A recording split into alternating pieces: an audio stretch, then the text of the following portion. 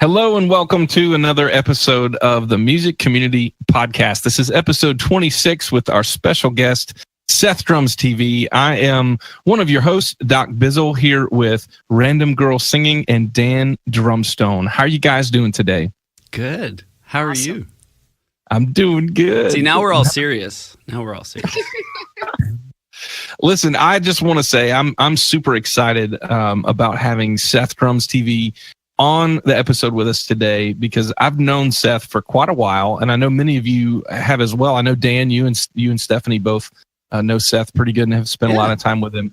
But Seth and I got started about the same time on Twitch, and so we just sort of connected in a very familial way as friends through the journey. So it has been really exciting to get to know him and to watch him grow on Twitch, but this will be fun for me because there's questions I've never asked Seth that I think will be fun for us all just to kind of get to know him about his musical journey, stuff like that. So Seth, what's going on, man? How are you doing today? Let's start with today. I'm doing fantastic. How are you guys doing? Thanks for letting me hang out with y'all. Yeah, dude, it's gonna be a good time.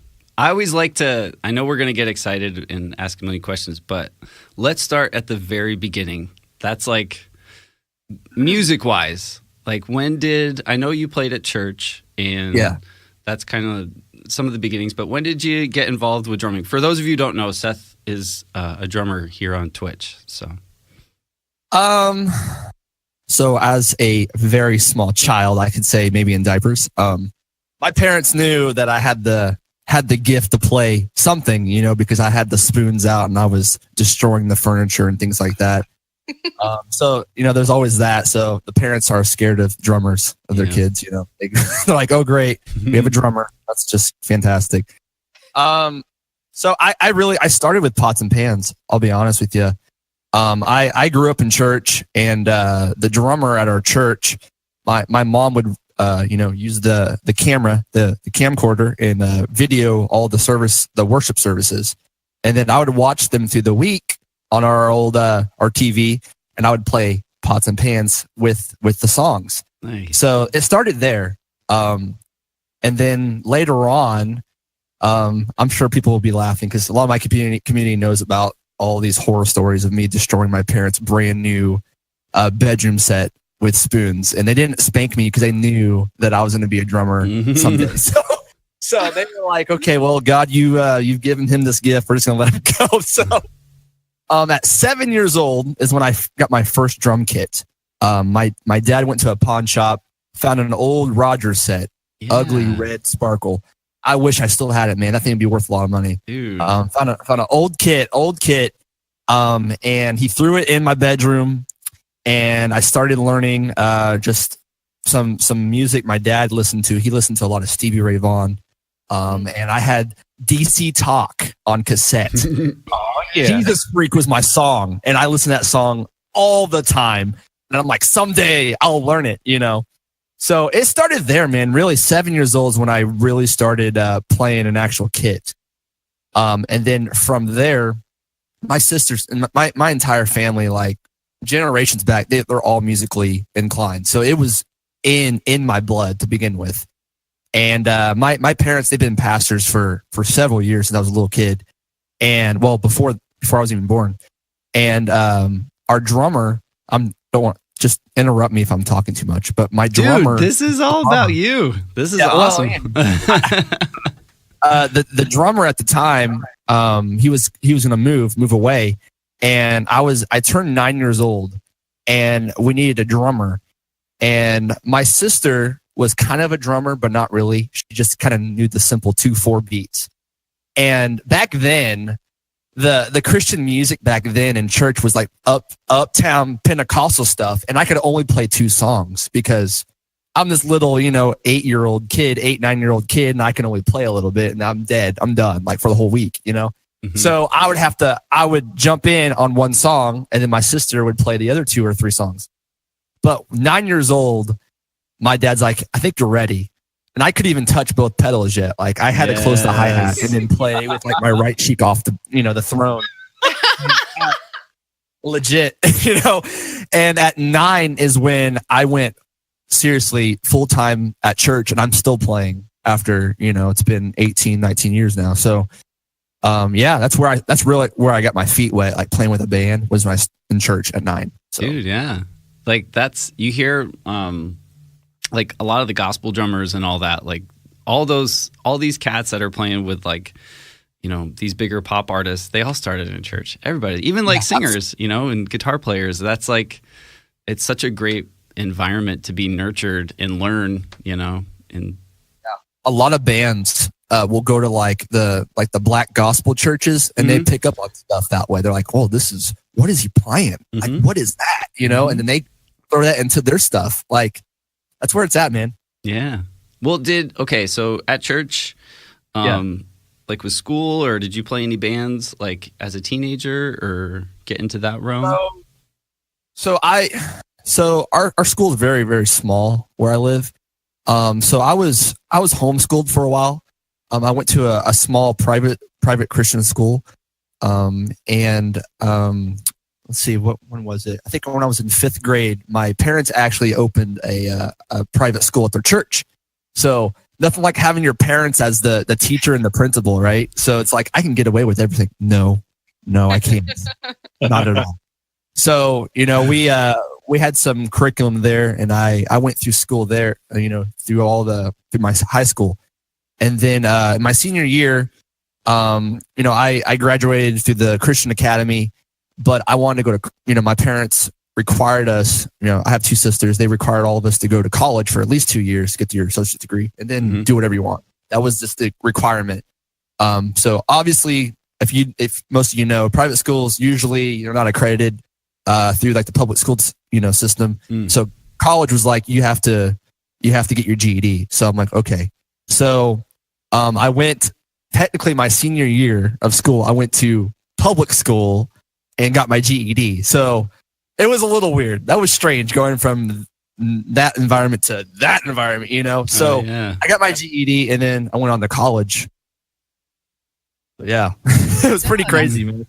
But as far as like bands go, I did not I only played at church mainly because I wouldn't say that I was sheltered. It's just that I live in a very small town and didn't really have that many friends. The only friends I did have was my parents put me in Taekwondo. Thankfully, what helped me. Yeah. I started. I was 19 years old. I did it for almost 10 years. I was a senior instructor at the end. Nice. And I got my 3rd degree black belt and everything.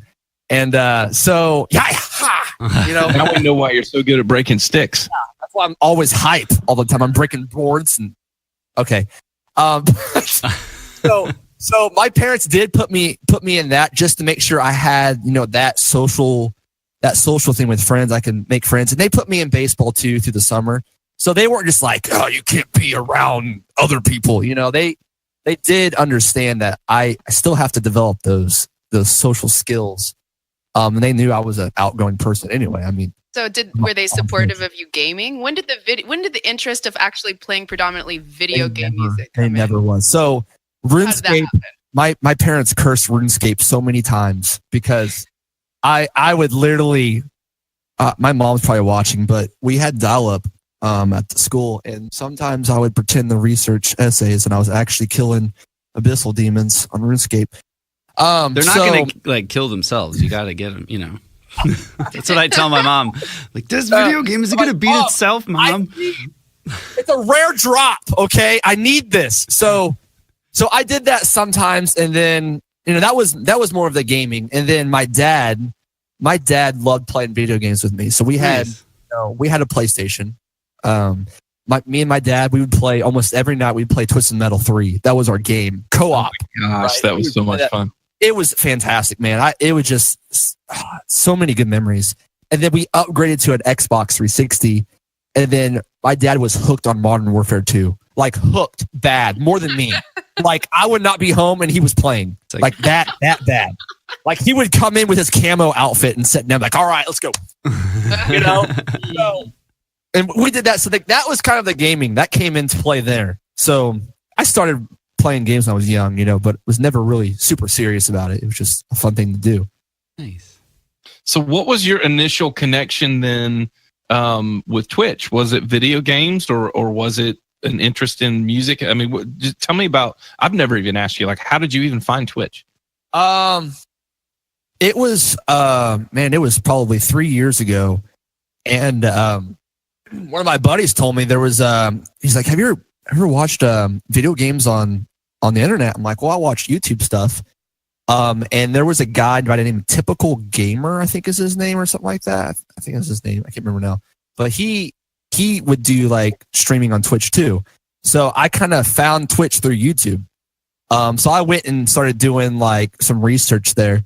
And I went over to Twitch, and there was like all this League of Legends stuff. I'm like, what in the world is this? You know? And it was like all these people from like Japan playing like with like 30, 40,000 people. I'm like, what? So I started I just started going through that and looking. I found some games that I liked. There was a lot of Call of Duty and stuff. And that's kind of how I found gaming. And then before I decided to do streaming, I was doing YouTube videos of Grand Theft Auto. And I was like, hi, my name is ISJC. I'm coming at you live from my parents' basement. That was my intro to every video, right? Are there clips of this that we can There's clips on my YouTube channel. I left everything. I left everything on there. So I'm like, I'm going to be this YouTuber, right? I'm going to be this huge YouTuber. And then I found, and then all these YouTubers started streaming on Twitch, and that's kind of how I found what was going on. So I did that and posted daily content of custom races, on YouTube. And then from there, I didn't have the good internet, right? We didn't, we lived in the boonies, so we had it was a DSL. DSL broadband. My parents still have DSL. That's it. God bless them.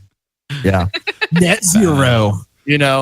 So we had 0.5 meg upload, so I couldn't actually stream at all. So I had to do YouTube videos that took 2 days to upload. Oh my goodness. Yeah. So really, I would have started streaming on Twitch long ago, but I just didn't have the capabilities of doing it, So yeah, what else am I going to talk about? I don't know. When did you get started on Twitch? And do you remember your first stream? And when do you feel like you I remember you came into Twitch. I remember us talking, and I remember you were very, very motivated. You were excited. You were kind of new at it. You talked about some of the broadcasters that inspired you. And you talked about that you were really hoping that you could make this stream something that is a positive thing for people, not just a positive thing for you. So talk about those early streams and how that worked out. Well, when I first started, I still have my old account. I kept it just because it has like 100 followers, and that was like the day that I, was like, I won the lottery because like 100 followers. Oh my gosh, you serious? So I left it all. So I started. I really wanted to vision myself. Well, ISJC and stuff. And if you go and look, Doc, it's barely embarrassing because it's the offline screen is me in a bunny onesie holding a guitar. That's nothing we haven't seen before, Seth. I think we need to start an offshoot campaign at some point to see if we can get that partnered stuff, like 1,000 followers or something. And so I'm sorry to cut you off. No, I actually released the name of that account a few months ago, and literally everybody left my channel and went into that channel and started typing in chat and started following it. And I didn't disconnect like the alerts on my phone. So my phone started blowing up on my email. You've been followed. I'm like, oh my gosh, I probably got 60 or 70 followers. Like, I'm not even streaming on there, fam. Okay, come on. So back to what I don't remember what I was talking about, but talking about your early starts. I never wanted to I'm a very selfless person, honestly. Like I never really cared about making money doing this. Like I would rather put all the money that I make to charity because that's just kind of where my heart is. So I found a charity, like an organization. I'm not going to mention their name because I don't like them anymore. I'm just kidding. But they did like video game stuff, and I joined their Discord and stuff like that. And they were like, "Yeah, we're doing all this stuff, and we, kind of like the music, like Saving Music Live, but this Saving Music Live is way better, in my opinion." But I was like, I really want to play like retro games, like because I really like the old days, Sega. I really like PlayStation. I'm like, I want to relive this stuff. So I had a PlayStation 4 and they started releasing old PS2 games. So I started setting it up and I started streaming that for a little bit. And I did not do very well because I had no schedule. I didn't have the funds to invest in proper equipment, anything like that. So I started doing that. And then I'm like, I kind of can play guitar a little bit. What if I get a small pedal and try to figure out a way to play guitar on Twitch and just use the same name? And I was telling some people about it in the charity organization. I'm like, man, I don't think anybody's doing that, and there probably was people doing it, but it's just like nobody knew music. What on Twitch? This was just a couple years ago. So I started playing guitar, and that was just like, oh my gosh, this guy's playing guitar.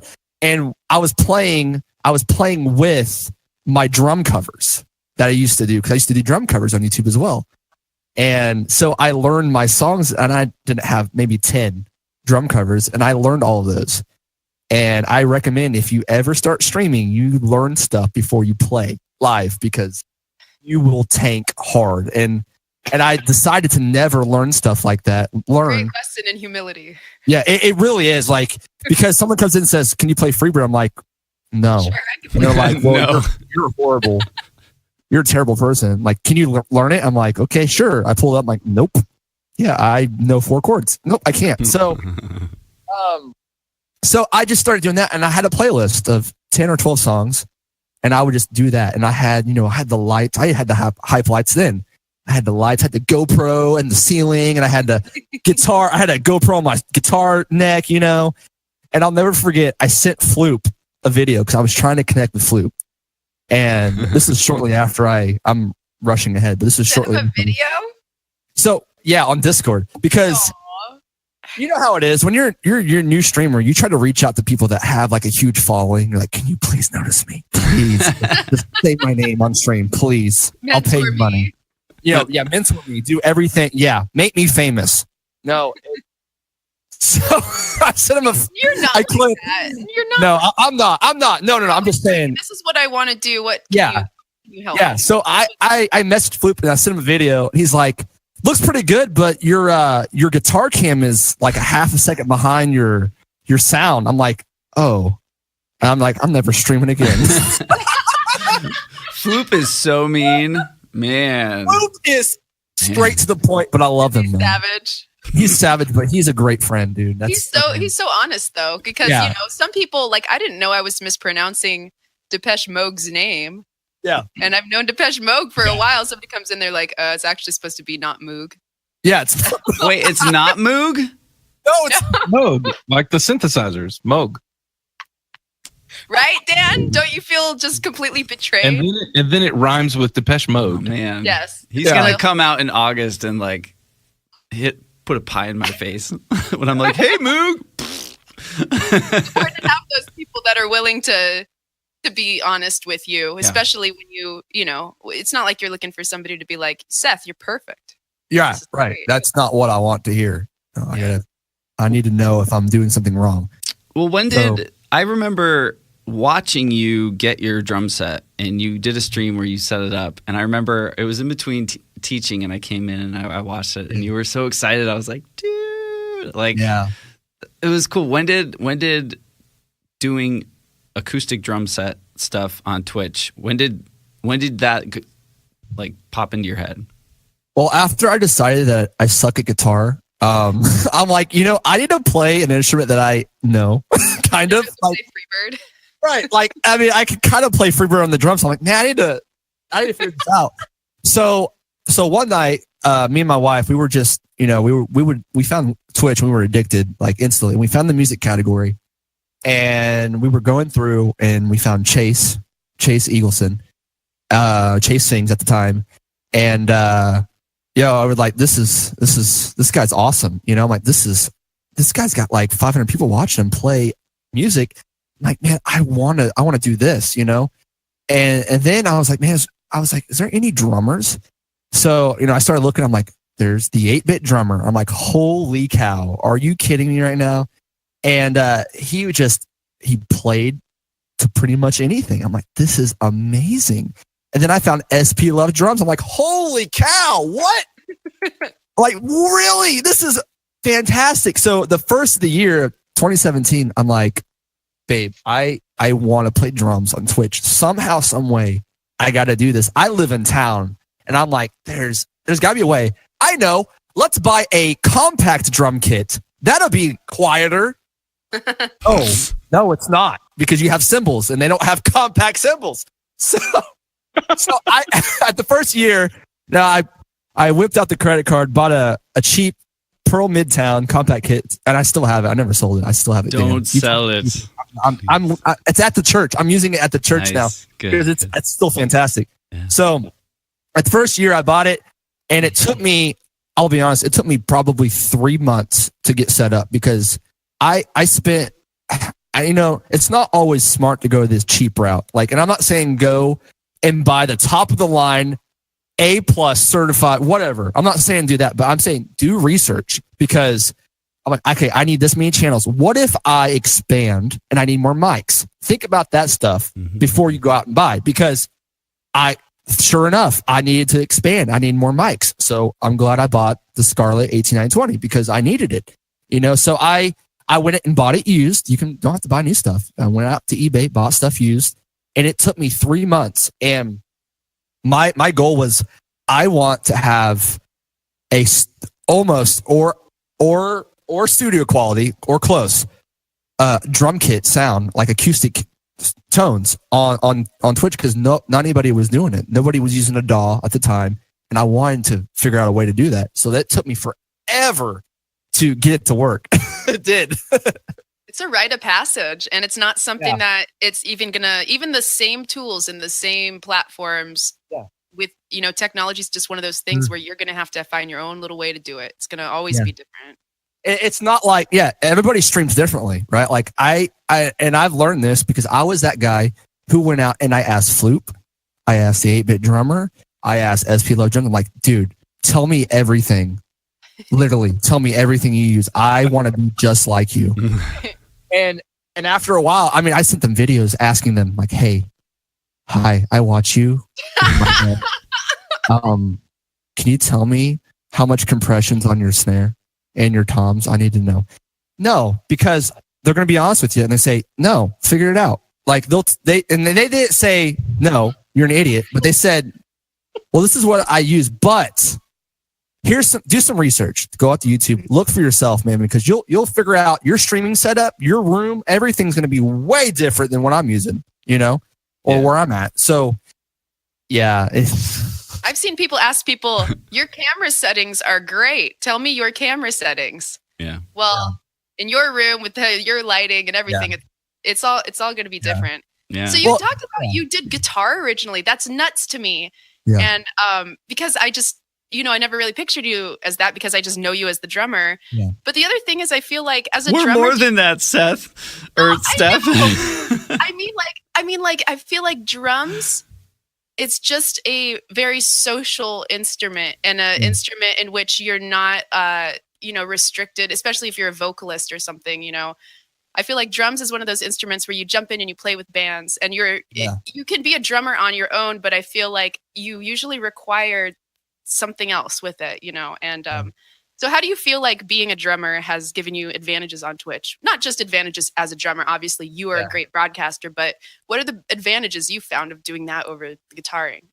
I can improv a lot better on drums, because when you play guitar, you can sit there and do like little riffs all day, but honestly, you need to know the chords of the song to really get the full effect of this guy knows the song. You can't just sit there and just do a little all day long, and that's cool. But with drums, it's pretty simple to improv. As soon as you can hear the bass line and you have the thump of the song, you're like, okay, this is probably going to go this way. And as a musician, you should have a musical ear a little bit. So you should be able to kind of tell where things are going, unless you're playing like, progressive metal, and it's like Animals as Leader. It's like 12 signature, blah, blah, it's like, okay, well, I can't play that.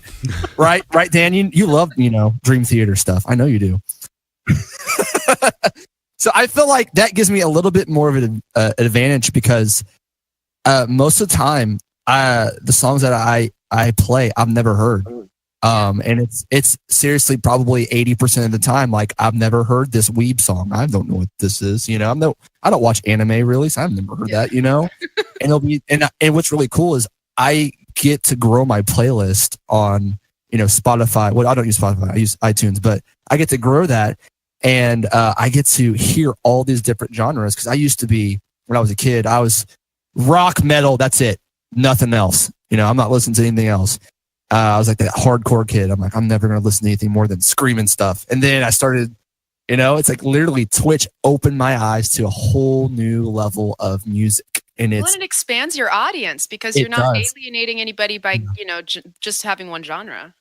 Yeah, exactly. That's exactly it. From a viewer interactivity perspective, and from the consumer perspective of like people are coming and they want something from you. Yeah. Definitely, dude, the sky's the limit.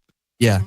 You know, one of the things I've appreciated about you, Seth, and if you guys don't know Seth, this is something I choose to highlight because it's something that I just think is really cool and we don't see it all the time. We're seeing it more and more on Twitch, to be honest with you, but we don't see it all the time.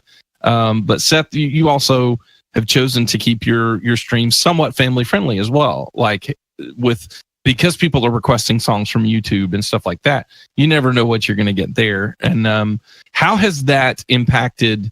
Do you feel like it's impacted your stream growth in a positive or negative? I mean, how has that worked out for you?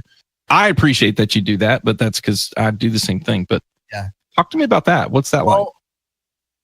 It has been difficult at times because I feel like if I just let chat do whatever the heck they want and request whatever I want, I feel like I probably could have been partnered 6 months ago, you know, just because it's a free for all. But Doc, we've talked about this multiple times. It's about quality, not quantity. And you get to a point where it's like, this is what you believe in. And I don't care what your faith is, but you're going to stick to it and nobody's going to tell you differently. You know, so from day one, I'm like, I don't care what people say. I do not want to play songs that have a bunch of vulgarity, bunch of stuff that is about race, war, or anything like that. I want it to be positive. I want people to feel like they're accepted when they come into the chat. I don't want people to feel like they're offended by anything. So that was from day one. And I know that it affected my growth a lot because and honestly, a lot of my real friends left me because of it. A lot of the company I worked for, I had a lot of good friends, and they when I first started, I was still employed, and it was around March, and then a few weeks after, I started in March, and then at the middle of March, I got let go at the company, and I had a lot of my friends from work. They hung out in the chat. But they would request stuff that was just not okay. And even though I only had 5-10 viewers, I told them it was not okay. And they're like, well, screw you then. So I'm like, okay. So after that, I was like, all right, see ya. And, you know, from there, it's one of those things where sometimes you have to just like isolate yourself from people if you want to achieve your dreams from bad I'm people. not saying or not bad. Yeah, from bad people. Like, and that's where and that's where I really don't like toxic people. And even people that don't realize they're toxic, I will tell them like, dude, you gotta listen to what you're saying because you're not being positive. You're being extremely negative. Well, you make a good point. It is a very lonely road. It can be very lonely sometimes and it can be very difficult to keep your integrity this is not about judgment that people who absolutely streams or other content aren't good people. I mean, this is just about how he wanted to run his channel and what felt right with who he is. Yeah. I think it's, you know, because you do see people shift their content because they see the numbers go up. I'm not going to lie. When I first started, I got a lot of trolls in and it brought my numbers up. And I was like, well, maybe I should make this much lower moderation, you know, because, you know, this will get me up there a little bit, but it was toxic. It was bad, you know? And I'm glad that I was able to see that, but I do respect you so much for doing that because now you're growing something sustainable. Sure. that you built that's going to be there forever, that you're going to feel good about. Yeah, it's like, are you going to let people control how you run your channel, or are you going to control it yourself? You know, and that's what it comes down to is, because I mean, your community, as it grows, they can change the direction of your channel just by growth or you know, just being kind of deceiving, I guess you could say, and manipulate you to do. And it's all of it's happened to me. Like, all of it's happened to me. But thankfully, God's been with me the entire time, and I've looked to him for support, because I'm just like, I don't know what to do. Like, I want to grow, but I also don't want all this nonsense in my chat. So it's like, what do I do? So And I'm on Twitch. Yeah, and I'm on Twitch, and Twitch is like was known for being like the toxic cesspool, and it's not. You know, it's not that way. But I think that's the encouragement I would, from your experience, from my experience, from Dan and Stephanie, from all of our experience. The encouragement that I take away from that, and would want to make sure new streamers or newer streamers would hear, is whatever that level of comfort zone is for you. Again, I'm with you, Stephanie, not passing judgment on anybody who maybe your level of things is R and mine's PG or what. It's not about that, but whatever that is, knowing that you can stick to who you are and not feel like you have to completely change who you are just to get those numbers up a little bit. Do it, stick it out long term, because, and I'm just going to repeat what Stephanie just said, this was very well put. You have to be able to look up down the road and actually still be okay with and be enjoying what you're doing and who you are. And if you try to be someone else, or you compromise who you are just to get those numbers right now, you're going to look up a year from now and go, I don't even like doing this anymore. And I'm taking a step further, and don't let people scare you out of other stuff too, because, you know, I do see some of these messages going around by people who they share what they know because that's worked for them, or that's just how they see the world. But you know, you just have to, you can't be scared about, if I do this, I'm never going to grow, or if I do this, this is going to happen. You just have to like really look inside yourself and know that, hey, guess what? This is the internet. People are going to hate you anyway. There's going to be a lot of people who are going to show up and hate you anyway. And this is Twitch. So they are not going to be quiet about that, especially when you have a smaller stream, less moderators, and you look like fresh meat to the eyes of people that are, you know, I get significantly less trolls now that I have a bigger view base than I used to. It does help. You know, over time, it's going to be sustainable because it's you. It's not going to be something else that you thought you had to do. I'm going to play devil's advocate and say sell out. Yeah. No. I mean, do what you got to do, but well, I wouldn't. you know, I chat with my wife about certain things, and you know, you do get approached to do things here on Twitch, or maybe, you know, you get pressured on stream to do something that you're not comfortable with. And for me, it's a character thing. Like I've done this for a while. Like, you know, you try to be a good person in public, and the same thing applies for me on Twitch. But I tell my wife sometimes, I'm like, you know what we're doing is public. Like, people clip it, people VOD it, people share it. And I'm like, my kids are going to be old someday, and it's like a thing, you know, I don't want them to be like, oh yeah, that was my dad. You know, like for me personally, it's one of those things too, you know, like I want to be a good example to my kids, my parents too, but you know, they did their job. They did good. But like, you know, like it's one of those things too. I also think about stuff like that, like as a dad, you know, and even if I am like a public figure, or even if I wasn't on Twitch, like when I go out and I play with certain bands or do certain shows, it's like, you know, my kids are going to come sometimes, especially as they get older. And I want them to be like able to come and not be like, okay, this show you can't, daddy has to, you know, play at the strip club tonight. You know, it's one of those things that I want my kids to see that I, you know, stood for something that I believed in and thought was right, and be a good example to them too. So that's always in the back of my head as like the dad part of it. Yeah. But. Dan, I think you're another great example, your channel, of being who you are, doing what you're comfortable with at the pace that you're comfortable doing it. And it works. It just works. That's the beautiful thing, is that, you know, you guys can see Dan and Seth are both drummers. Your channels are so completely different from each other, but they're both great. They're just I said freaking. I hope that you didn't. Anyway, I'm beeping that, Doc. I'm beeping that. They're so great. They're so great though because you guys are who you are. You know, and I love hanging out with Dan, and I love hanging out with Seth, even though you're both playing drums. It's just it's completely different. So anyway, I hope that you guys will hear that. If you happen to be listening to the podcast or watching, and you're a streamer, or you aspire to be who you are, be all the way who you are, and don't be afraid to maintain your own integrity with who you are for the long term. And you'll see, you'll attract people like that. Team sellout, Leyland, let's go. Just kidding.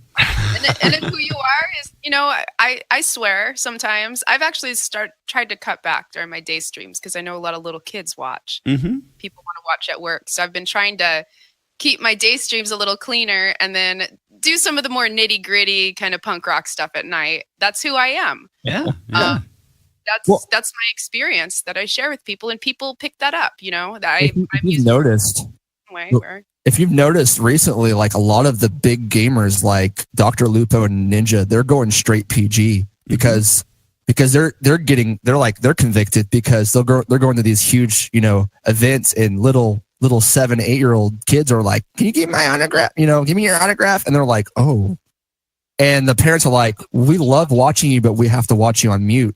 So they're like, oh, then it's starting to hit them, you know, it's like, okay, well, I could probably grow my channel even more now if I just cut back a little bit and allow all ages to come in and watch. You know what I mean? So I think it's really, really cool. I think it's like a trend that's starting up. It's just, I'm really, really excited for it. Yeah. Now, speaking of like Twitch and how you started, like, how has it changed your life? Because like we've all seen you grow as a broadcaster in certain things, and like we met you at GuardianCon, like in real life, and that was a huge connection for everybody. Oh crap, TwitchCon. Sorry, I have GuardianCon on the brain. I was thinking about GuardianCon, you guys. Sorry, it's just it's on we're almost there. Nerd. TwitchCon. There's too many cons. There's like 100 every day. People are like, I'm at Con. I'm like, I'm at Alfalfa Con. Yeah, sounds like a healthy con. But like, how, since you started and to where you are now, like as a broadcaster, as a person, as you know, it affects your life, like your daily routine, and you know, how has it changed like the future plans for you? Like what? Give us the lowdown on that. Well, when I first started like playing drums on Twitch, I wasn't expecting to like, you know, go, 5 days a week, you know, part-time, full-time, whatever you want to call it. Like I was just going to do it kind of like a hobby, you know, because I didn't know like if anybody would watch me, you know, and, you know, props to my wife because she has to deal with it, and she still deals with it today after over a year. And we have a small house, like we have 1,000 square feet house, like maybe that's probably with the garage. Like it's small. So I have a full-size acoustic kit with hardly any, like I have a little bit of soundproofing, but not like studio quality, you know, and I have to leave the door open because I'll pass out because it gets 90 degrees in here. So she is literally in the living room at every stream with her earphones in, watching and modding. So like props to her for letting me even do this, because that's a good wife right there, to allow you to pursue your dream, you know, and play drums at your house. Like who, you know, it's just crazy to even think about, you know? So when I first, you know, started playing, I was, like I said, I wasn't expecting to do this at all, even close to full time, you know? And then as the months grew on, I started growing slowly. And back in June, because I didn't tell my parents, I didn't tell anybody except, you know, my friends at work that I'm trying to play drums on the internet. And they're like, okay, that's kind of cool. And then in June, which Doc Bizzle was one of my first raids, I'll be honest with you. I'm not just saying that because he's here, but Doc, seriously, dude, I love you so much, man. Like, dude, you've given me so much encouragement and positivity, dude. Don't make me cry. Dude, you guys don't realize that Doc has called me so many times and had just talked me through things that I was feeling really bummed out about. And he has seriously changed my life, y'all. Like, not even just saying that, but he was one of my first raids. And then because I went in, I went and saw his stream. I'm like, this guy's really good. I'm like, he reminds me of like my older brother. I don't even have an older brother, but he reminds me of an older brother. And he was playing Oceans. I'm like, whoa, he's playing a Hillsong, a Christian song on Twitch. What? You know, like what? And I started talking to him, and then we started Twitch chatting, you know, and whispers, and then we joined Discord and we started talking. And then, you know, I started sending him selfies going like this. Hey, I'm watching your stream, you know, this. And we started playing Fortnite together, you know, just, you know, and it's just like, anyway, I just went off on a tangent, not really a tangent, but anyway, he seriously, y'all follow Doc Bizzle, follow him. Rebrand early on too, and so Doc Bizzle's the reason I rebranded. Like he told me, y'all, you got to realize he's like my mentor for real. Like I talk about drummers, I talk about Floop and 8-bit. I'm like, Doc, really? He's the one that told me, Seth, I think you should do it this way. I'm not telling you to do this, but I highly recommend you do this. And once I rebranded, it like exploded. Like really? I rebranded. Because you were Seth and Drums. I was Seth and Music at the Seth and Music. People would call it Seth and Music. And you were Seth and Drums. Seth. I went from Seth. I went from I was Seth and Music, and then I went to SethDrumsTV. Okay. And Doc's like, this is the best marketing name you could possibly have. He's like, you can have the website. He's like, I already found the domain for you and everything. And he's like, dude, buy it.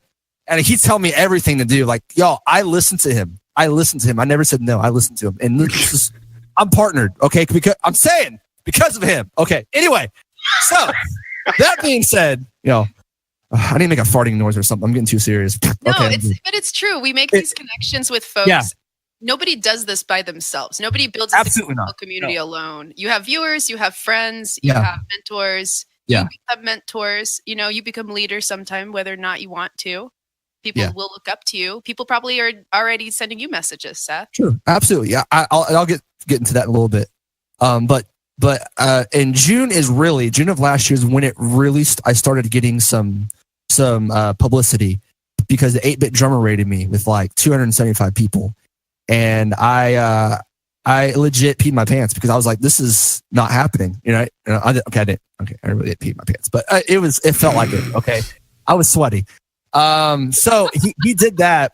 And then that's when I told like everybody at my church and my mom and dad. I'm like, guys, I've been doing this. And they're like, look what happened. They're like, what's Twitchy? I have no idea what Twitchy is. Good Lord in heaven. So after June, after Jared really started like seeing, he's like, dude, you're doing really well. He's like, and not just because you have, like, I've rated you, but I've been watching you and you're doing really well. Like, you're growing as a streamer. You're not just like, hey, how's it going? I'm Seth and I play drums. You know, it's like, it's not about just playing the drums. It's about being personable with people. It's about being transparent and open with others. And I tried my best to be that way without sounding weird, but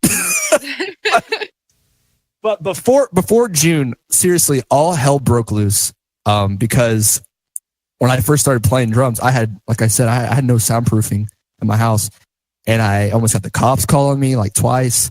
I had drunk people show up at my house. Like I've had all. Thought it was a party? Like I had a lot of things happen to me, like where I should have quit, but I didn't quit, and it was like March to June was really bad. Like I don't want to remember those months because it was rough. You know, it's like I had the green screen, you know, like I had the green screen. I got an 80-inch green screen. I had 18 lights in here. I'm like, y'all, the green screen will bring in viewers. I'm going to have a spaceship behind me and flying stars, and I'm going to play drums in a green onesie, and I'm going to look awesome. And still nobody came. I got disgusted. I'm like, you know what? It's not about that. People will come to watch you just because you're you. That's it. So I tore it down. I threw it all away, and I just put up 2 lights. I'm like, I'm just going to do this. And that's when I really felt like I was comfortable. Like I wasn't worried about how everything looked behind me. I wasn't worried about all my transitions. I'm like, I'm going to sit down. I'm going to play drums, and I'm going to enjoy myself. And that's it. and I had a guy show up, and he lives pretty far down the road from me, and he showed up to my house while I was streaming, and he was completely just hammered, and he had an open bottle of alcohol. He knocked on the door, and Bailey opened my door, and she's like, Seth, there's a neighbor at our door, and he is completely just wasted. So I have a clip. If you guys go on my YouTube channel later, you can go and watch it. I tell the whole story. I did on stream. I left the stream on. I only had like 8 people, and that's including Nightbot and Stream Elements. Okay, so and Bailey, which is my wife. So I left my room, went out. Hey, Nightbot counts. Nightbot does count. I got rid of him earlier, like recently though. So rip F for Nightbot. And I'm like, hey man, what's up? He's like, oh, I heard you playing some drums, and I was just wondering if you're in a band or what you're doing, because I got a kit down in my garage, and I got these 2 stacks of 18 Fender. Lord. You want to come jam? I'm like, well, not really. You're on the internet right now. I'm like, and I told him, I was like, I actually play drums on the internet. He's like, cool. So you want to come down to my garage? And I'm like, dude, and he started telling me his life story about how his son left him to go play in a band. I'm like, listen, man, I got a few people watching me. I got to get back to it. I was like, man, but don't come up here randomly like this. I'm like, if you want to come hang out, let me know in advance and be sober, and then come hang out. Okay. I haven't heard from him since. So then after that happened. And then some nights I was playing drums at like 11 o'clock at night. And that was a big no-no for me. And I have pretty close neighbors, and the ones right next to me, they're really good friends of mine, and they never complained one time. They never complained. But the ones across the road with like the 8 kids, they have complained. And they came over and they're like, hey, we're trying to sleep with the windows open in the middle of July. It's like, okay, well, it wasn't July, but it was really warm. And they're like, yeah, you need to stop playing so late. I'm like, it's not even that loud. And then, so I came with an agreement. I'm like, okay, I'll stop at 8 p.m. CST, and I won't go farther. And it's been fine ever since. Yeah. But after June's when I was like, okay, we're on the right path now. My goodness. So have you had the virtual drunk guy now coming into your Discord and sending you message? No. I do have a sub that's named Seth's Neighbor, and it freaks me out every time. He's like, hey, I know you're playing right now because I can hear you outside my window. Like, thanks. Thanks for the 4-month sub. But really, after June is when things started, and it was slow. Like, I'm not saying that I didn't explode overnight at all.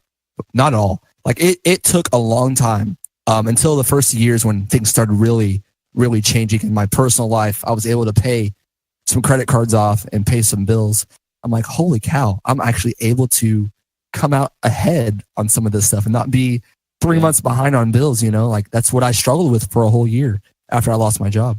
I remember I went recently, I think it was right when you got partnered, which we haven't even brought that up yet, by the way, just in the last few weeks. Seth, huge congratulations to on the partnership achievement. But I went back and was looking through some of our old Discord messages, and I'm pretty sure it was June. Yeah. When things were starting to pick up, and you sent me a message, and you basically said, "Holy crap, Doc! I averaged 20 people today. I can't even believe I had 20 people watching me. This blows my mind. I can't imagine that I would ever have 20 people watching me. And now here you are with 90, 100 people, 110 people. And if you get a big raid, 700, 800, 1,000, that kind of stuff. But it is funny, though, to look back and go, it seems like that was a lifetime ago. And at the same time, man, that was just like, well, now almost a year ago. But still, it's like that. It really wasn't that long ago in the grand scheme of things. Yeah, it wasn't that long ago, but then again, it also feels like forever ago. You know what I mean? Like, I feel like I've known you, Doc, for years. And Dan and Steph, I feel like I've known you guys for a long time. It's just like Twitch world, like, sucks you up, man. It's like, it just a completely different life. You know what I mean? It's like, this is my half-life, my second life, And it's just like, I feel like I've known you guys forever. But then again, I look back and you're like, it's only been not even a year yet since I got that huge raid from 8-Bit Drummer, the first time he ever raided me. It's just nuts, man. It's nuts. We got to So, say, I mean, just real quick, congrats to him too. He just got married. That's a really Yeah, he cool did. thing. I watched it. It was fantastic. Married on stream. On stream. Yeah. Team. He had like 2,000 people watch him. It was fantastic. It was just That's- hearts everywhere. It was wonderful. That's stinking I beautiful. cried. Yeah, it was. I was going to ask you about that personal connection and ask you about, how you've connected with your viewers and the types of impact that they've made on your life and you've made on theirs. So like the personal connections, I mean, all of my mods, they're not even from the United States. Like they're all UK. And it's like that. I have a huge EU family over there. It's so crazy. Like EU family. It's just like, I know Steph, you and Doc and you guys, cause you guys stream in the morning, but it's like the EU fan base is unreal. Like they are so supportive. They don't care what you do. If you play, Tetris, they'll come watch you and support you and donate and sub. They don't care. It's just phenomenal. And I am so close to my mods. Like I consider them some of my best friends, like closer than people that live down the street from me. And I found them, I guess they found me really. And Dot Bizzle had some of them, some of them were subs and they came over and watched with me. And then, one thing led to the next and they wanted to be a mod or whatever. And, what's really, really cool about the whole thing is since, you get a lot of random viewers from all over the world. Like you don't know what they're going through, like at all. And they're just there to get relief, even if it's just for a couple of hours a day. And I've had several tell me that they were going to kill themselves, like legit. And I believe them because they weren't just wanting attention to like, Seth, you seriously helped me show that there's more to life than this depression I'm dealing with. Like, and they're like, there's this family. Like, I know it's just, we're all text based, but there's this family that live on this other side of the screen or their phones or their computer. And like, they love me. They care about me. And I've had so many people tell me that I've changed their life. I'm like, dude, it's not me. Like I'm just enjoying, playing and having a good time. But it's more about the community. Honestly, I'm just the streamer. You guys are just watching me. It's more about the family. So I've had people come in because I'm very open about my faith. I don't back down when somebody asks me. I've had several Buddhists come in, say, Seth, I support you for sharing your faith. He's like, but I don't believe the way you do, but I love music and I love this channel so much. And they sub, and it's just so cool that that's even possible, especially with today, with the way the world is going. Like there's nobody, everybody hates everybody, it just doesn't even matter who you are. Yeah, it's this or that. It doesn't matter. And like nobody can like, disregard that you believe something differently or your viewpoint's a little different. They can't, but like when you're on Twitch, it seems like, at least with my community, they completely just, ignore the fact that we believe differently. They just enjoy the music. That's what music does. Yeah, it does. That's so true. It is. Yeah. And it's really beautiful. And like I always view this as like a big concert, Yeah. If you go to see the Rolling Stones, there's 20, 50,000 people in that audience that are all different. If you all put them at a dinner table, it'd probably be a huge argument for like, getting together with your family about politics, religion, whatever. But like music is different. It does affect people in a very cool way. Yeah. And you just gotta love people, Mm-hmm. Absolutely. yeah. I was just going to say, in this last year, Seth, you October was TwitchCon. Yeah, we went together, Doug. We held hands. At some point, yeah. at some point, but just some big highlights that I didn't know if you may want to talk about a little bit. But TwitchCon, it's cool things happen there. An endorsement from Heartbeat. Yeah. Or is it Heartbeat? Yeah, it's Heartbeat. Yeah, Heartbeat. Endorsement from Heartbeat. That's pretty cool. And then we had the big retreat in January. Like, talk to us about some of the big spikes for you over the last year. And yes, tell us what Heartbeat. Yeah, so TwitchCon, Doc, I would have even gone, like, would have went unless you asked me, because you were like, Seth, we should go to TwitchCon this year and we can split, everything. I'm like, okay, well, I'll consider it. And then I told I didn't have a job at the time. And I told my mom, I'm like, Mom, I want to go to this convention. I'm like, it's on a Sunday. I won't be, because I'm the only drummer at the church. So it's like, if I'm gone, there's like no music. So it's like, so I hardly ever leave, on Sundays. But that's fine. But I told my mom, like, Mom, there's this convention and in California, and a buddy of mine that I met on Twitch, he wants me to go with him. She's like, okay. And she's like, well, what will this benefit you? I'm like, it will help me network and put a name with a face.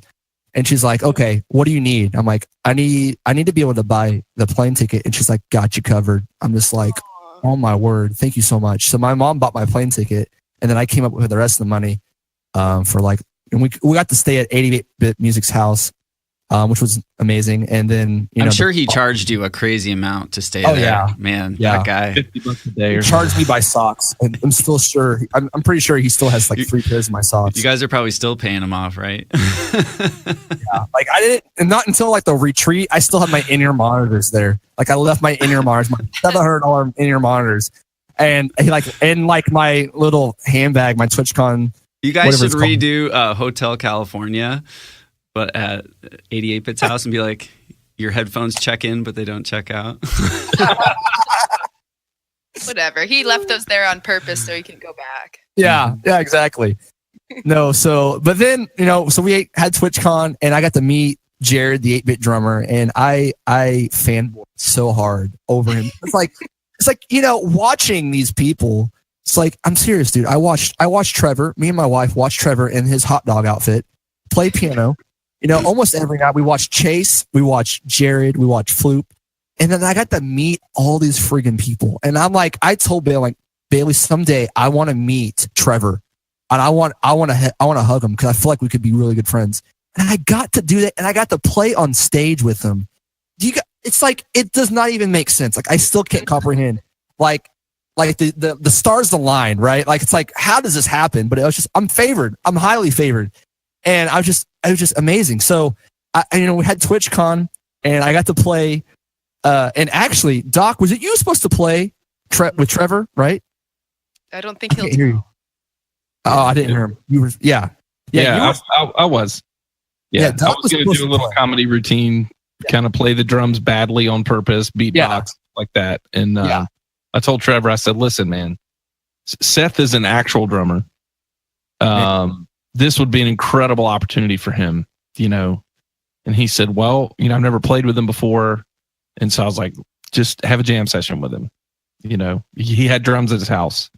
And he's like, Doc, I could get you on the stage at TwitchCon with me. I'm like, if Seth can do it and you feel comfortable with it, put Seth up there. I just felt like it was the right thing to do. It'd be like, it's what I would have hoped somebody would have done for me. You know what I'm saying? Yeah. And I have had so much faith in you for so long, Seth, in the potential, your potential as a streamer, but beyond as a streamer, as an entertainer, as a people person, as even wherever Twitch goes, who knows? But because of your personality, because of your values, because you love people, your potential is just so freaking huge, dude. So any opportunity at all that I have, I will always, if it's the right opportunity for you, try to give that to you. So that's why I did that at TwitchCon. It wasn't about, I'm going to be a good guy and do the right thing. It was like, this is going to be huge, so much more huge for Seth than it would be for me to get up there and be a knucklehead. So I'm glad. I was so glad when Trevor told me, he's like, okay, let's do it. That's what I'm going to do. I was like, yes. And the chemistry was great. It worked out amazing. You guys were so funny. Seth, I haven't been to your channel in a really long time, but randomly I was at my computer taking care of some stuff, and I happened to click on your channel the other day. It was during the whole stream on thing, and you were watching the replay of that performance and commentating on it. And it was the funniest thing to see. I wasn't able to watch it because I was back, because I performed with you guys. So I was backstage waiting for my cue, but it was the funniest thing. And to hear you guys like banter and give each other crap about it. Like, there was some real chemistry there, and it was super awesome. So ultimately nailed it. It was the right move, Doc. Yeah. He's incredible. Yeah. Trevor really is awesome. That whole, I know people are questioning right now whether or not they should go to TwitchCon, like some maybe newer streamers or people who haven't gone in the past. And I know it's a lot of money. I know it's very far, and I know you give up a lot to go. Yep. If even if you get to go once in your career as a broadcaster, like Seth said, that just saying hi. Yeah, I know you do it every day in streams and stuff with people, but there's something that's different when it's a face-to-face, like you said. You know, you meet people and there is a bond. I don't know what it is. It makes no sense. And to be with so many people who totally understand what you do when you kind of feel alienated a little bit in society because A, nobody knows what Twitch is. B, when they hear what it is, it's kind of like, that's sort of weird. And C, when they hear that you're doing music on this weird gaming site, there's a whole other echelon of kind of weirdness. So you're around these people that love and understand you. I would encourage people, you know, to be, if you know that time is going to be an issue and everything, and you're a broadcaster, and maybe you're on the fence about going this year or whatever, I encourage people to be sort of strategic about it, because I really wanted to go the first year that I had been streaming. But if I had taken the time and energy and money to go that year, I don't believe it would have benefited me as much. I held off a year. And then by the time I went, I was a partner already. I had affiliates that were there, and I had friends and community that were there. So it was worth my time to go. Like, if you know time is limited, you have a family, resources are limited or something as a broadcaster, you know, don't feel too bad if you can't get out like this year. You know, look forward to the next year and look forward to the connections and the networking and the building you can do like up until that point too. Yeah. But it's so worth it. And I think like the highlight of it was not even the event itself, which was really cool to see on the gamers and all that stuff. I think the day before, Doc, if you remember, we went down and we got our, you know, our badges, and then seeing everybody, two guys, one couch, seeing Chase and Megan, seeing all these people for the first time, dude, I cried so friggin' much, because it's like, dude, I already love you. You know, like outside of, you know, seeing your face, but it's like, cause I already feel like we're good friends, we're best friends, but now it's like you, Seth Christ TV. Seth Christ TV. it's like, you know, I already know you, but it's like, come here. It's like a family reunion. That's the only thing I can think of. It's a family reunion. You hug everybody and everybody shows up at the same time and you're there for hours. It's like a family reunion you want to go to, though. It's not like you don't have a weird, like crazy uncle, you know, that always, you know, I mean, you know, there's Doc, but well, there's Doc, but well, you remember we got to Trevor's house. The cool thing is Leland was actually staying at Trevor's as well. Yep. And so Leland is there. So we walk into Trevor's and it's like, oh my gosh, it's Trevor. Oh my God, it's Leland. And within like 5 minutes, that violin chick shows up with her husband and with Hat Machine. Yeah. Hat Machine. Yeah. Hat Machine. And then Jean B and his brother were there. Cello player. So it's like literally like within a few minutes, it's like, oh my gosh. And so I just looked at Trevor. I was like, dude, can I like play your piano a little bit? You know, I've seen it on stream. I sit down and start playing, boom, like that. Seth picks up the shaker, which was amazing, by the way. And violin chick gets her violin out. Leland gets a violin out. I'm just like, oh my gosh, that quick we're jamming together with people that we've only seen on the internet from all over the world. And the chemistry was there. It was crazy how good people sounded together. Oh yeah, it's just weird. It's like it's just this whole other element, right? It's like I don't. Twitch is the real match.com. It's like if you have viewers come up. If you didn't last year, Seth, you certainly will this year. Yeah, it's such a trip when you have people and you don't recognize them. Yeah, and then you look at their badge and it's like, oh, yeah, you're my moderator. Yeah. Like, oh my God, you're one of my subscribers. Yeah. And I didn't even know you were going to be here.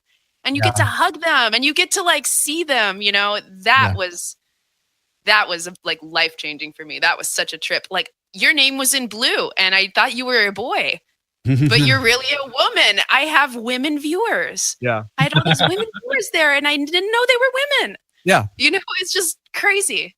Yeah, it's like when I met Kiwi Hedgehog, he's one of my mods. He was like one of the first mods when I first started growing, and he was there. I'm like, this is so crazy, dude. You're not supposed to be here. You're from UK. Like, are you here right now in person? And I got to hug his neck, man. It was awesome. It was so cool. Yeah. and we got to hang out. It You're was not like supposed to hug necks, Seth. You're supposed to hug. I'm from Missouri, okay? That's what we do here. All right. Well, tell us about Heartbeat, because that happened before partnership. Kind of a big deal for a musician, I think, to get any kind of official recognition from another company. But yeah, that happened right before TwitchCon. Like it all like in the same month of October is when it happened. And like the 1st of October, I went on a mission trip to Africa, and Doc actually hooked me up with his drummer at the time at their church. I think it was at their church, and he mentioned Heartbeat to him, and Simon was like, okay, well, let me message the CEO of Heartbeat and told him about what was going on. So the CEO called me at the airport and was like, hey, so tell me a little bit more about what you do on Twitch. And I told him as best as possible, as quickly as possible, because I need to, get on the plane. But I told him what was up. He's like, dude, I've never even heard of this. He's like, that's awesome. He's like, we don't have anybody doing this on Twitch. He's like, let me give you a deal. And he sent me the official endorsement website, and it got like really big discount, like 60-70% off on cymbals. And I ordered some cymbals, and I didn't have the funds because I had to order a whole set, and that was like $900 something. And these cymbals are normally $2,500 for the whole thing. And somebody actually gave me the money. One of my viewers gave me the money to order them. And it seriously, like, it's changed my life, man. People are just, it blows me away how generous people are. They just like love to give, just because they like to see you happy.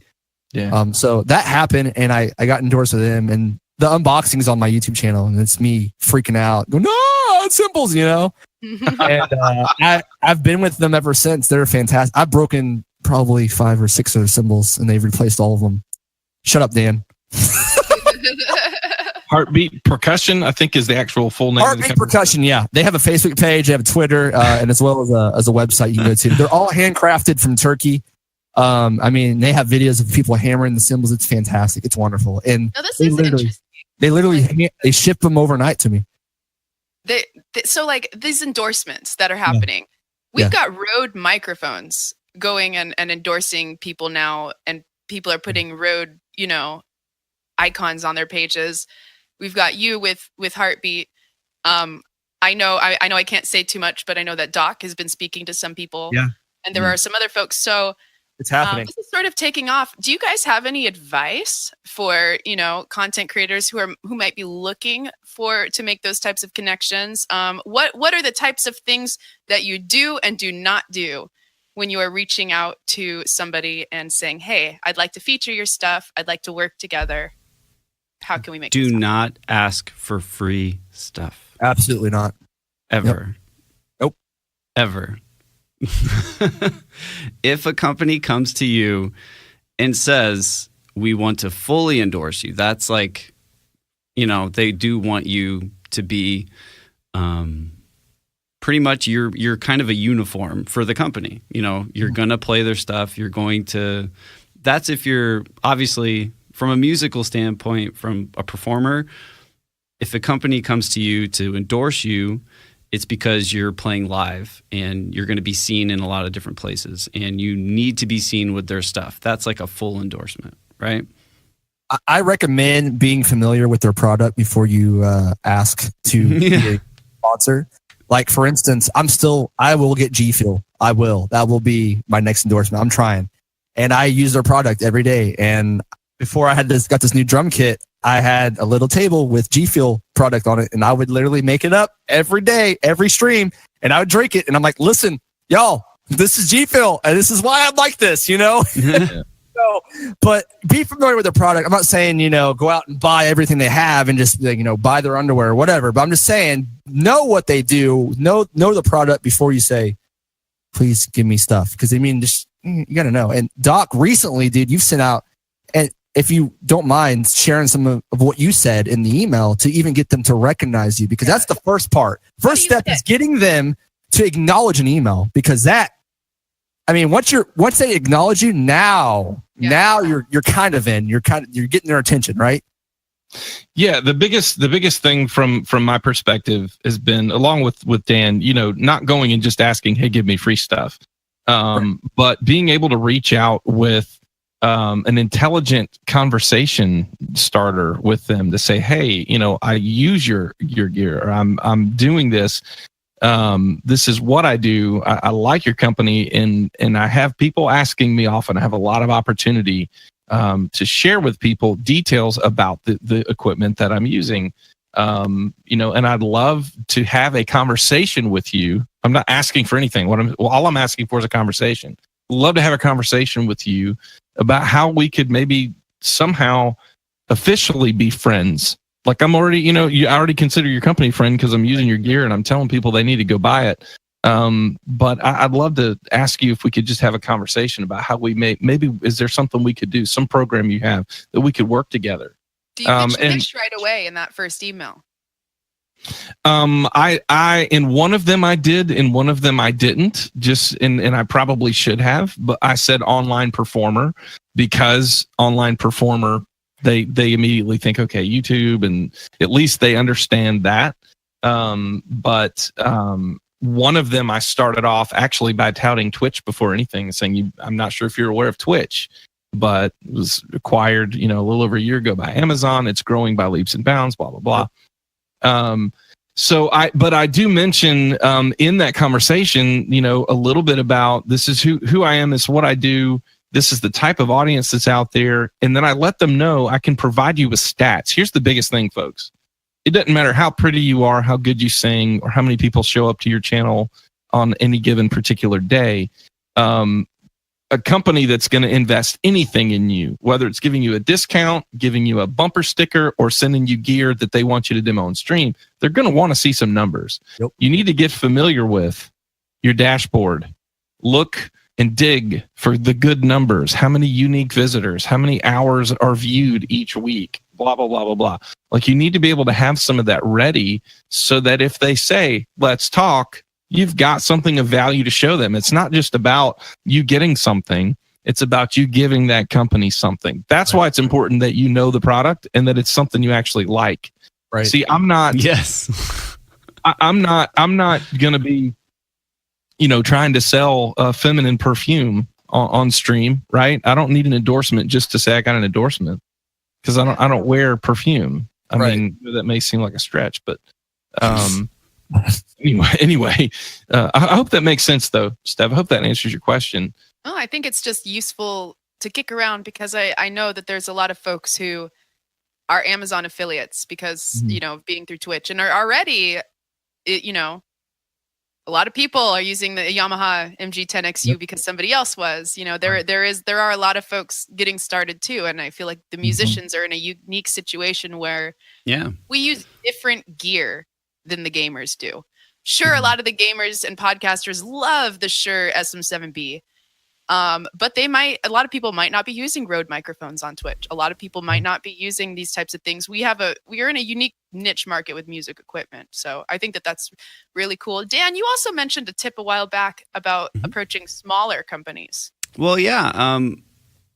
The first thing is these bigger companies, what is really cool about someone like Rode is that they are, I'm going to use something my dad would say, they're becoming hip with what is happening online. But it's true. Like, it's just a matter of time before these bigger music companies say, hey, this is a market over here. And they are trying to turn around, and they are noticing things. And I know Behringer, they've sent me some stuff because I know they're coming out this year with like a thing specifically designed for music streamers. It's like just like a box that does everything. It's all these companies. Oh yeah, they all know about what we're doing, and they know there's a big market. But like, they are these big companies, and even if you are a big broadcaster, I know there is a lot of potential. You can just say, oh well, I could totally represent this company. A lot of the A&R, artist relation people at these bigger companies deal with management companies. Now, I know you don't you might not even be thinking of that, and you don't need to, but you have to approach it like Doc said, like you're a manager, like a business side of things. It's not like, hey, I'm really good at singing, I would love to use your microphone. Like they go, cool, so would you and 3,000 other people that play and do music. Why we're in business, to sell microphones. Yeah. Now, so yeah, be smart about it. Smaller companies that maybe are reputable, maybe your first thing is like, I love, Gibson guitars, or I play Taylor's, so they should endorse me. It's like, again, Taylor has other endorsements too, like Taylor Swift and, like John Mayer. Like they are probably flattered that you love to play their guitars, but do they need you to represent them? No. It could be like a cool thing maybe down the line. But the point is, like, some of the smaller companies that are doing great things and have great products, do your research, check them out. If it's something that you would like to try, to endorse, if you really try it out and say, man, this is really good, and you get excited about it. That's the thing. At our level where you are, you need to be excited about the product, because when you use that on stream, that excitement needs to excite people. It needs to excite your viewers. They need to go, he really likes this. Now I want to try it. It's not like people, it's not that people are going to see you and go, oh, well, I need that. No, they have to go, oh, wow, he won't shut up about this thing, or she. And that's something I need to do. Like, and I think the streamers now that are representing Rhodes, like they know they're good microphones, and they're putting the stickers up, and they're like, yeah, you guys should totally try these. And that's huge for a company like that. They don't need to get into the studio market. Everybody knows that a Rode microphone is going to record great. Yeah. That marketing is done. That was established in 1960, but like this newer thing of associating a Rode microphone with a streamer, that's a big Blue Microphones. Mm-hmm. I'm not saying Blue Microphones was the best company ever for microphones. Nobody knew what Blue was until they invented the USB, Yeti and Snowball. I got that in 2010. It was the big deal. Yeah. It was a deal. If you said, like, here, check it out. We're nerding out now, guys. Well, no, like this microphone, the baby bottle. Like, I would have never bought, I wouldn't even have looked at Blue until, you start to seeing all this Blue stuff, pop up Blue stuff. And then you go, oh, well, what are their XLR microphones? I know some people use them, but it's not like the standard.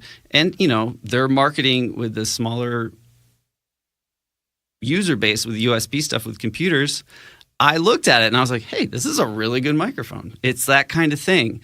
So you have to think of it from like Doc said, like a business side. And these companies, they know when you're legit, if you are trying to represent them and be excited, and they know when you're looking for a handout. They're not stupid at all. So if you approach them and say, hey, I could really use like some sticks, that'd be awesome. Thanks. I like your sticks. I've been using them for like 5 years. They don't care. They really don't care. They don't care. But if you're excited and you don't shut up about how much you love them, and if you do reach out to them, they are going to look at what you're doing. And if you're not talking about the stuff that you're using without them even acknowledging you, what's the point? So if you do want to endorse a product, don't expect it to be this huge thing where they're going to send you boxes and boxes and boxes of stuff, because it probably won't be that. They might just say, we know you like to use our stuff. Put our badge up, tell people about us. We'll send you some shirts and maybe a few products to try out on stream. That is huge. That is huge from a company that doesn't need you to sell their products, Well, and that's the other thing. If you shouldn't, sorry to cut you off, but like, you shouldn't also, from what, Omid from Online Performers Group, he has said something very valuable as well. If you're not actually officially endorsed with somebody, don't give away valuable space in your Twitter bio tagging that company. Mm-hmm. When they're, you know what I mean? That is something to offer. Mm-hmm. You have to remember what you have to offer. If you're giving it all away for free already, well, you're already doing it, So you do have to have, okay, well, I have these numbers. And maybe when I go to approach people, I might actually say what I would be willing to offer, space in my panels, Yeah. with the link, Yeah. this or that and the other. I did want to quickly shout out Chainbrain, who is a guitarist on Twitch, and he recently got partnered. He plays Rocksmith. Nice. Congratulations to him for his partnership. Heck He yeah. recently got a Kiesel guitar, a Kiesel custom guitar. I said, I've never heard of that, and I saw that he was like, I'm going to be unboxing this. And I went and looked into it, and this company had I looking at their Twitter, not even 10,000 followers, located in California. Mm-hmm. So, I mean, there is something Awesome. there. Yeah. Smaller companies, they are kind of like where you're at. They need to get out there too. They need people to see their stuff. A big company like Taylor Guitars doesn't need marketing. It helps. It helps. I will say this: when it comes down to your initial reaching out to somebody, whoever it is you're reaching out to, this is something I try to teach my clients, and I try to practice in social media marketing. Okay, when you're trying to sell something, a service or a product, it's conversations that lead to conversions. We have to have a handshake. We have to have a conversation. When you send your initial email, do not ask for stuff. Ask for a conversation. That's what you ask for. If you want to tell them a little bit about you and who you are and what you do as your hello, then that's totally fine. But your request from them needs to be, I would love to have a conversation with you about how we may be able to work together in showing more people your products through what I'm doing. Ask for the conversation. Yeah, and a lot of it is knowledge base. Like there's some stuff in this room that I've been given because I can showcase what it can do on stream, and I know the backstory behind the equipment to explain it, to say like, okay, there's nickel transformers in these things, or this conversion's a certain way.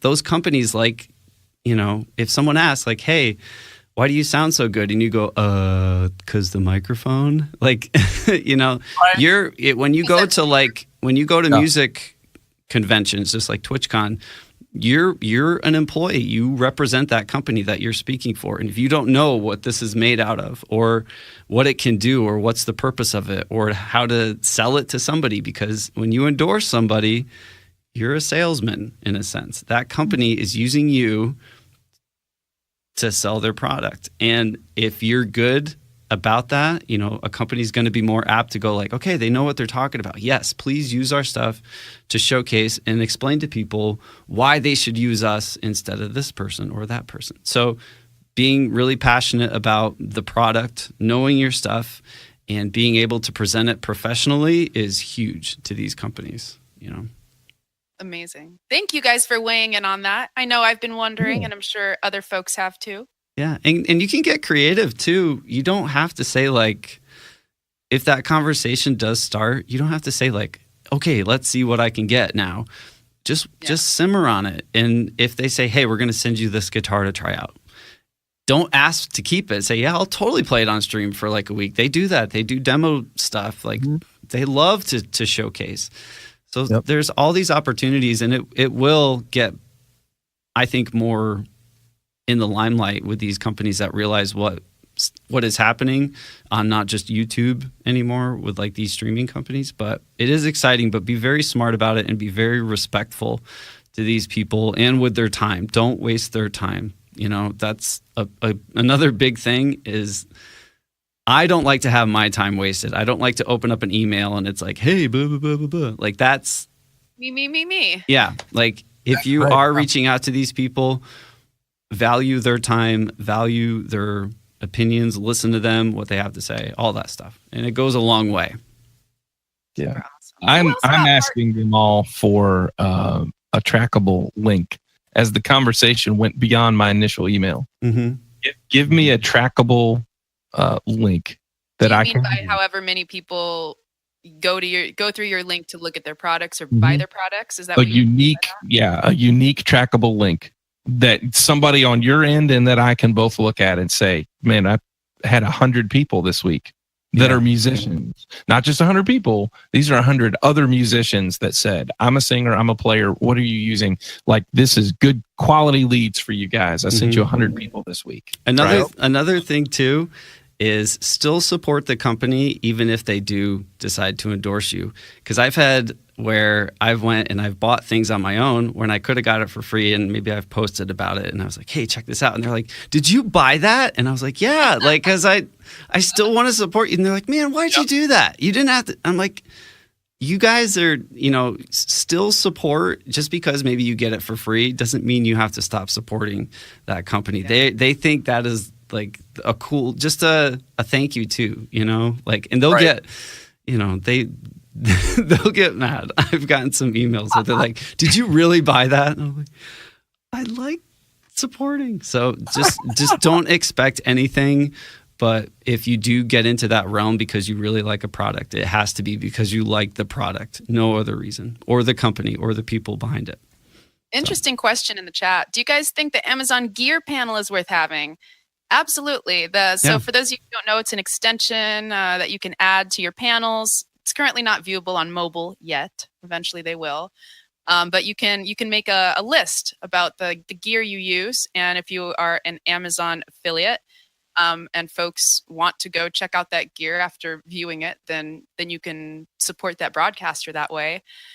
I think it's great, not only because I'm able to direct people who ask me about what I'm using straight to the gear so I don't have to talk about it and waste valuable time on stream, but also because I can benefit from it a little bit.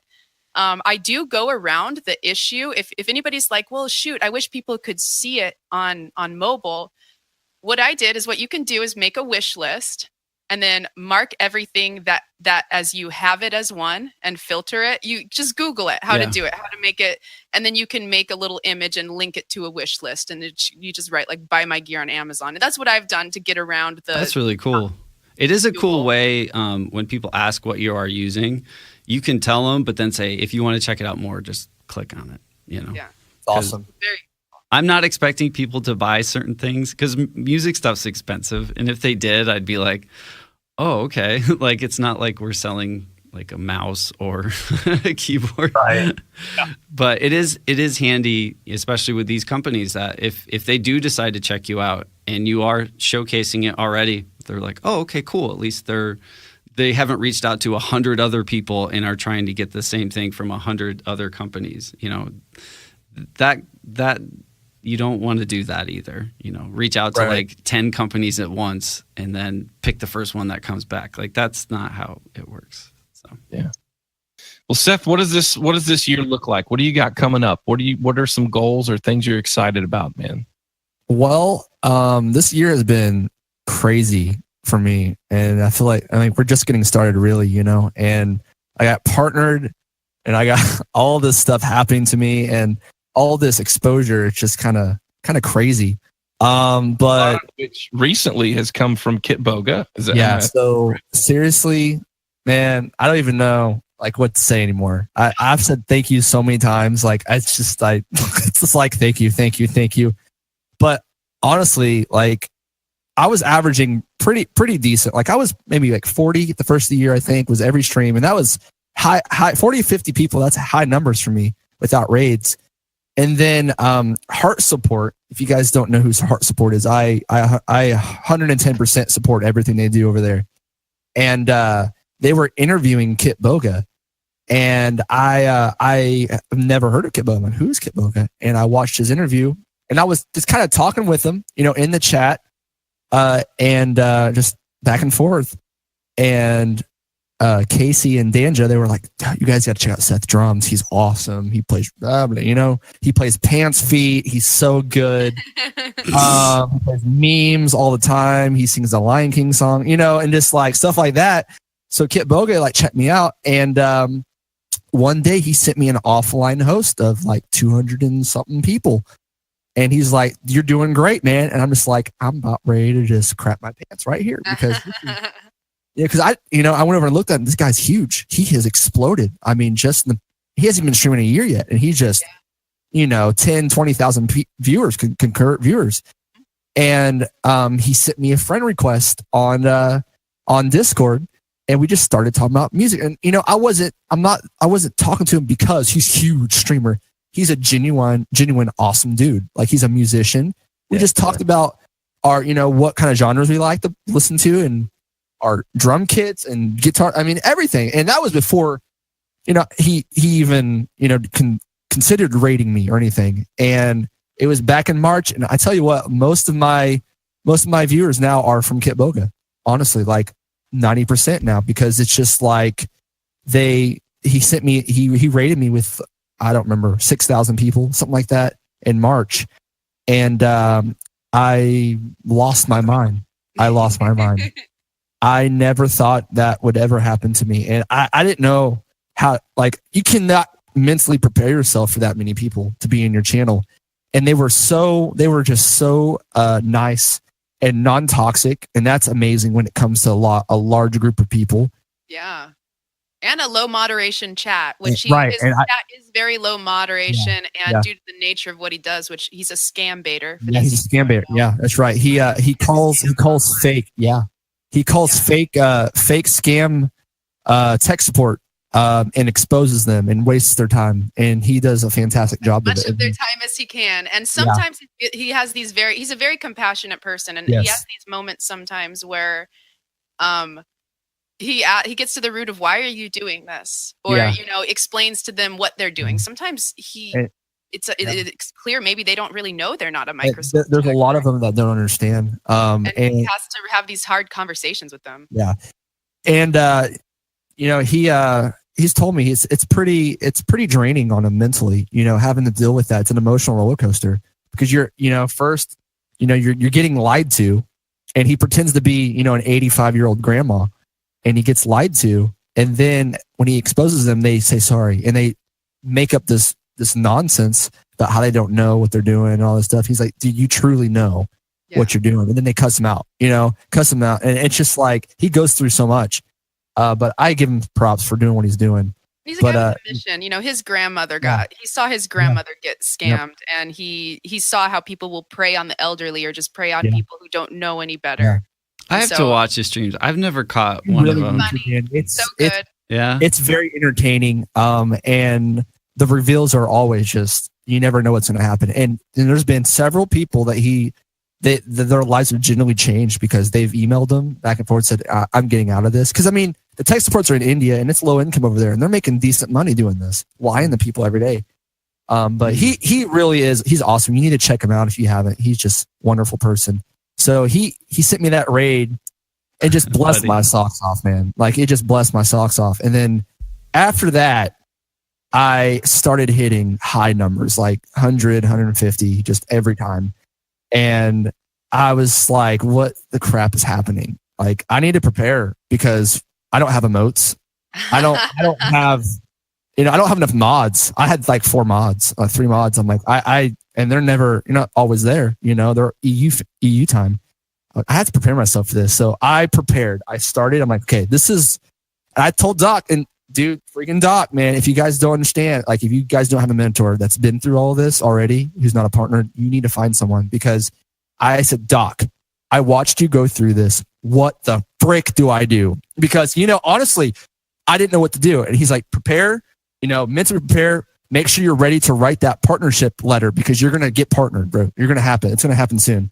So I'm like, okay. He's like, wait for the giant raid to drop off. All of this stuff. You can't just jump into it. You have to step back and go, okay, this is the long term here. This is what we have to prepare for. So I did all that, got mods, got emotes, and Kitboga rated me again. He rated me he just saw the potential. He's like, dude, I'm sending you all these numbers. He's like, you just keep doing what you're doing, man. I'm like, okay. So it's just been a crazy ride. Seriously, it's incredible. And I'll never forget when Jared rated me the first time. I was so overly thankful. I could have kissed him. I'm like, I could have literally just kissed, well, not on the mouth, Doc. I'm married. Okay, on the forehead. And or hug his neck.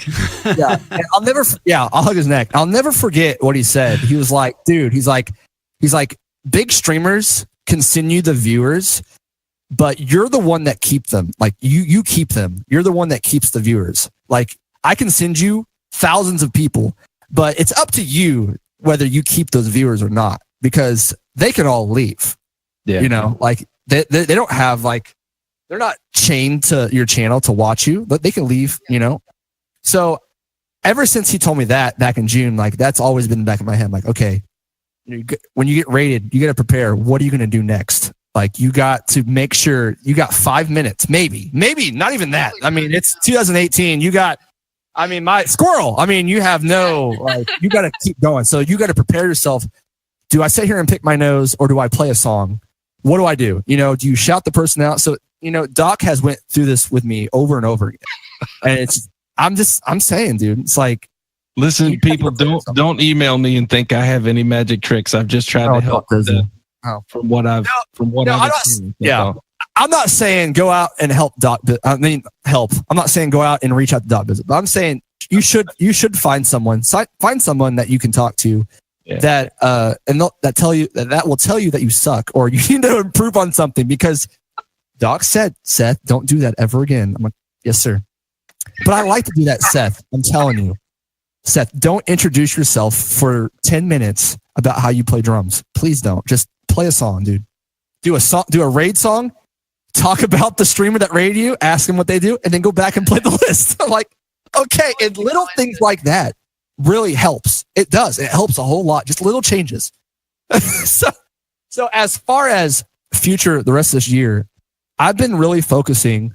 Obviously, I got partnered, and I went from having 3 emotes to 21 emotes, and that was just incredible to me, you know. And going from that, I feel like we have a good community, and now I want to focus on like collaborating with others. So a Dunby, I don't know if you know who that is, but she's an excellent metal guitar player, and I'm actually working on some songs with her, and we're going to do some covers together. Awesome. And then so there's that, and then and Vargon, if you guys don't know Vargon, which he's going to be playing on your record, right, Steph? Is that right? Okay. Yeah. And Vargon's been working on Mega Man X OST, and he's learning all the parts on cello and bass. And I'm going to be learning the song on drums and recording it, and he's going to put it together and have somebody master it and stuff. So that's really what my focus is just continuing to network with other musicians and streamers, not just viewers. I'm focusing on other streamers too, and help them where they're lacking if they have any questions. Yeah. That's a lot. It's a mouthful, I know. Congratulations, though, on all of that. Thank you. You know, it's really great to see folks grow and to see folks get recognized and to form those connections. And it highlights the importance of you becoming part of other people's communities as well.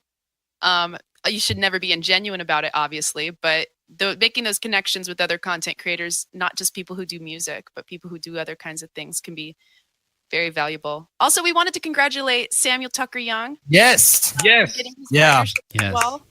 Congratulations, Sam. We love you. I'm going to buy him so many drinks because they're playing a week from today in Hollywood. Any LA, Southern California people, please come out. Megan, Raquel, and Sam are all going to be playing at the Study in Hollywood on June 1st, Friday.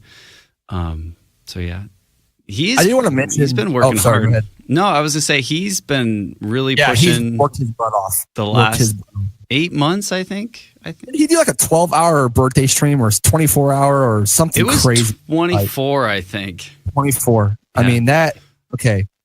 You deserve it, man. After that, that's just I can't imagine. I can't play drums for longer than 3 hours, man. I'm just dead. Nice, Arch. Well, really quick, I know we've been going a long time, but I do still want to open it up for a little bit of questions, if that's okay. Does everyone have time?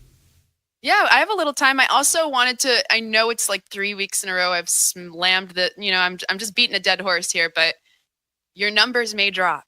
Yep. They may already be dwindling. Yep. People have finals. People are going on vacation. This is called the summer slump. Yep. This is totally normal. It's not about you. You know, it's really not. Mine are too. A lot of folks are seeing their numbers dwindling a little bit, and you just watch. Toward the end of August, they're going to shoot back up. What I'm going to do this summer, and what I think other people are going to do, and what I encourage folks to do if they're getting discouraged, is use this as a no pressure opportunity to try new things, to rebuild in a way, to take it easy and to rebuild, and to be ready for when August pops back up and those numbers go back up. So for me, there's a few things that I'm personally working on, expanding my song list, working on different formats, working on some branding stuff, trying to focus on other content elsewhere on the internet and not just Twitch. And it's my intention once August, September rolls around to hit the ground running again for another season, if that makes Don't sense. get discouraged. That's one thing you don't want to do is get discouraged, because being successful, and I looked at this, I'm like, man, I always thought being successful means to make a lot of money and have a lot of these people watch you and stuff. That's not being successful. And like the opposite of successful is failure. Like if you're failing and you just don't care, that's not being successful. Being successful is having a good time with what you're doing and continually growing, obviously, but you don't have to make a bunch of money to be successful. You know what I mean? Like you just continue to have fun and grow your channel and grow your community. Does that make sense? Yes. Okay. Devil's advocate again. It's all about money. Sell out. It's all about the money. There's Depeche Moog is in chat. I see him now. Oh my goodness. I haven't seen him Depeche forever. Moog. I've been saying Moog. I'm so sorry. I was corrected earlier. Don't put a pie in my face. I'm encouraged by how many people actually know the difference between you and I. We've had a lot of people point out in chat that our names are reversed. So we know, guys, we got it reversed today. But thank you for letting us know. Really quick. So questions. At Saving Music Live, if you have questions for Seth or any of us, but also too, Chico brought up it. Sam's that show on June 1st is going to be front page on Twitch on Sam's channel. So even you guys can all be there regardless. And now I joked, Raquel was in my stream and she told me, and I was like, man, I have to behave now. Like, but I'm really excited to see them live. So it's going to be cool. So go watch that June 1st. Also, The Luck will be here as a guest. That's going to be really cool. That's going to be a good day. I'm very excited. So yeah, any questions? Ask away. Not seeing anything in the chat so far. Yeah. Maybe give them a few more minutes. I noticed my dashboard changed. I was very confused because Twitch likes to change things, and they make good changes and some not so welcome ones. But man, they've really compiled a lot of stuff and shifted some stuff around. Yeah, it's all under just stats, right? Like, a lot of things. Yeah, I dig it though. Like I just don't dig it at 5 a.m. when I'm trying to get ready. I don't know where things are. Poor Steph. I know, I get confused. This is why you don't have to worry about saturation on Twitch. Yeah, right. Because it's hard enough to stream. Then, like. I wonder if anybody put Saving Music Live in low latency mode. Oh. I've gotten so accustomed to it in my channel. If it's not on now and we're 20 seconds behind again, that's like weird. Yeah, I don't think so. Somebody actually asked us to discuss it. We talked about it briefly the last episode, but I've been using it now for over a week, more than a week, and it's working great for me. I haven't seen any. Nobody's really complained. I love the constant interaction. Yeah. I love the LOLs. I love the lulls. Rest in peace. I love the lulls that come through immediately after something stupid happens. Yeah. Not with the 30-second delay. I think it's great. Seth, what's your favorite rudiment? Benjamin Bright. I play flams all day. Flams for days. Flams for days, man. I love those. Can we get some Floop? Let's get Floop's emote in here for flams. Hi, Floop. Floop's the best, man. Well, we'll do this. I will say, Seth, thank you for being here. It was such an honor. But can you please let us know where people who don't know who you are, where they can find you? Yeah, you can find me at SethDrumsTV.net. I'm just kidding. But they actually can find you at SethDrums.tv, right? They can find me because Doc made me buy the domain, SethDrums.tv. I have a website there. And you guys can go and look at the merch. We have merch. We have my backstory, which is basically just the TMNT introduction of the Turtles. And there's my YouTube channel. And the Twitch channel's on there too. You can actually watch from the website. And you can do your song requests there too. Cool. Yeah. Awesome. Well, everyone have a fun and safe Memorial Day weekend, which is yes, this Monday. Weekend. Yeah. Weekend. Monday. Yeah. And it was awesome to talk to you, dude. We love you a ton. Thank you for all that you do.